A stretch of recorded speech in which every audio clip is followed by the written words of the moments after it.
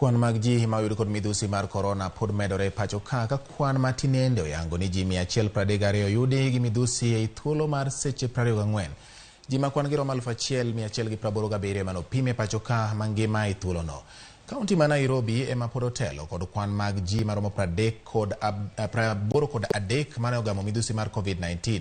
Kauntis mamoko mabende oyudi gi midhusi no oting'o Siaya manigi ji 13, Nakuru ji 11, Kiambu ji 6, Homa Bay ng'ato 1. Mamoko gin Uasin Gishu, Meru, Bomet, Garissa, Kericho kod Kisii. Migawo mar thieth kata kamano koni pimo mar coronavirus ok tim kaka dwarore. Gikwayo tendo osiptende mondo omi omed kwan mag ji ma ipimo mondo omi midhusi no kik lande ahinya to e kindeni ma koro dhano orieyo e nyasi mar sikuku.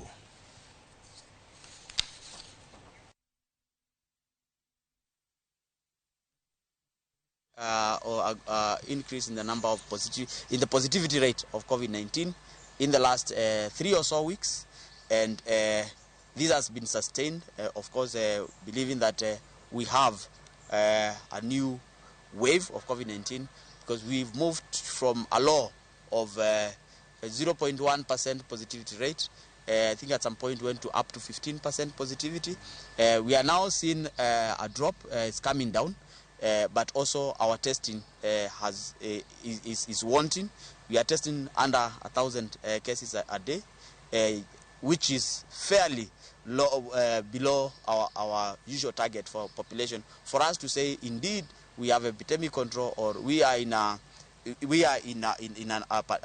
wave, then we should be testing about 7,000 people every day.